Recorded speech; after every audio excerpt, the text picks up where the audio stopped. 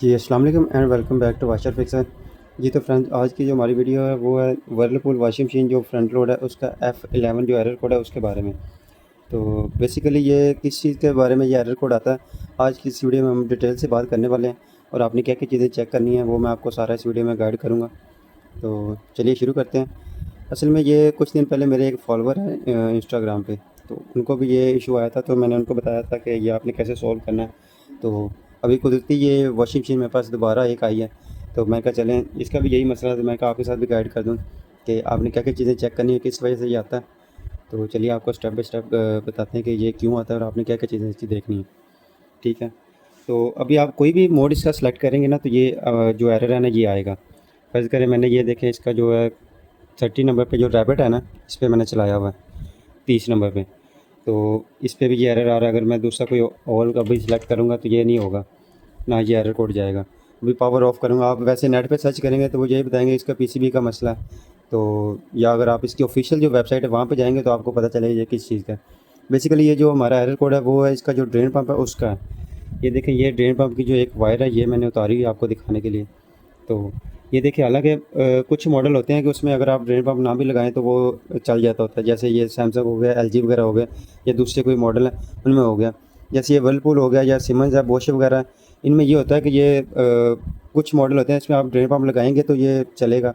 कुछ मॉडल है कि अगर आप ये ड्रेन पंप नहीं लगाएँगे तो फिर भी चल जाता है। कुछ में होता है कि आप हीटर की तारें लगाएँगे तो हीटर साथ कनेक्ट होगा तो फिर चलेगा, या जैसे हीटर सेंसर है ये चलाएँगे तो फिर ये तो तकरीबन हर मशीन में ही होता है। कुछ में होता है कि ये चल जाता होता है, तो कुछ में होता है कि ये चलता ही नहीं, ये एरर दे देता है। तो इसमें अभी मैंने हीटर नहीं कनेक्ट किया, जैसे ही मैंने ये इसका ड्रेन पंप की जो वायर है ये उतारी है तो इसने एरर देना शुरू कर दिया। तो अभी मैं आपको लगा के दिखाता हूँ। अगर तो आपके साथ भी ये एरर आ रहे हैं तो आपने क्या करना है, इसकी जो कंटिन्यूटी है ये चेक कर लेनी है ड्रेन पंप की। तो आपका ड्रेन पंप ठीक है कि नहीं। अगर तो ओपन है तो वो आपका जो ड्रेन पंप है वो ख़राब है। अगर वो कंटिन्यूटी पे बहुत ज़्यादा मतलब कि ज़ीरो पे बता रहा है या 1-2 इसकी रेजिस्टेंस आ रही है तो आपका जो ड्रेन पंप है वो ख़राब है। तो आपने ड्रेन पंप चेंज कर देना है। ठीक है, उसके बाद क्या करना है, आपने इसके जो वायर है वहाँ पे आपने 220 वोल्ट चेक करने हैं।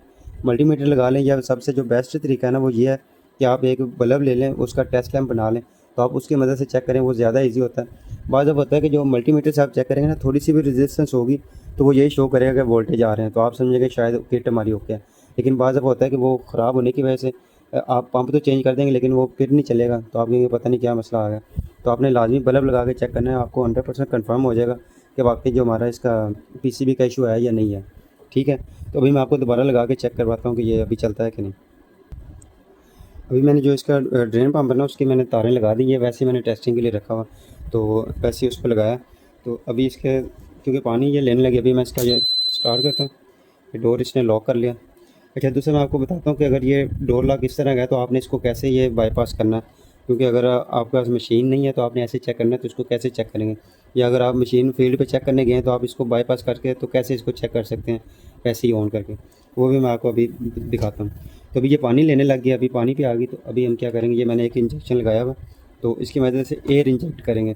क्योंकि जो हमारा जितने भी प्रेशर सेंसर होते हैं ये एयर की मदद से एयर सेंस करते हैं, तो एयर से ही ये आगे काम करते हैं। तो पानी का जो होता है वो पानी जब वो इसके अंदर आता है तो एयर बनाता है, तो एयर की मदद से ये फिर आगे काम करता है। ये अभी मैं इसके अंदर एयर इंजेक्ट कर रहा हूँ, तो जैसे इसका वाटर लेवल कंप्लीट होगा तो ये हमारी जो मोटर है वो चलने लग जाएगी।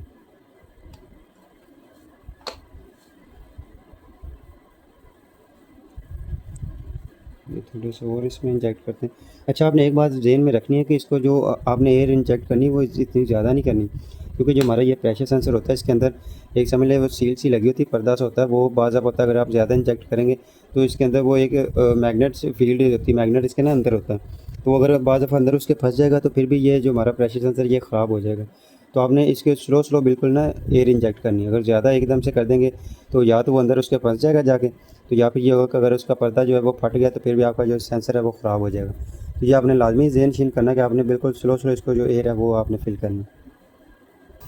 अब ये देखिए, हमारी जो मोटर है ये मूव करना शुरू होगी। अभी ये एक साइड पे चल रही है, अब ये देखिए दूसरी साइड पे चलेगी, अभी मैं आपको दिखाता हूँ। ठीक है, ये दोनों साइड पे चलने लगी, तो अभी जो हमारा जो एरर कोड है वो क्या कहते हैं ख़त्म हो चुका है। तो अगर आपके साथ भी यही F11 का जो एरर कोड आ रहा है वर्लपूल वॉशिंग मशीन में, तो आप ऐसे चेक कर सकते हैं। तो ये थी हमारी आज छोटी सी वीडियो। तो मिलते हैं नेक्स्ट वीडियो में, तब तक के लिए अल्लाह हाफिज़। अगर आपको कोई कमेंट हो, कोई आपको मुश्किल पेश आ रही हो तो आप हमसे पूछ सकते हैं। आप बेशक किसी भी कंट्री से हैं। अल्हम्दुलिल्लाह मुझे तकरीबन ओवरऑल पूरी दुनिया से ही आते हैं मैसेजेस। आप जाके मेरे इंस्टाग्राम पे, टिकटॉक वगैरह पे, फेसबुक पे चेक कर सकते हैं। जो मेरी मेजर ऑडियंस है वो आउट ऑफ कंट्री से ही है।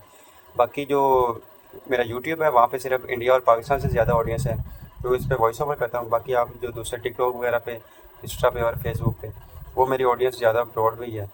तो ये थी हमारी आज की वीडियो। मिलते हैं नेक्स्ट वीडियो में, तब तक के लिए अल्लाह हाफिज़।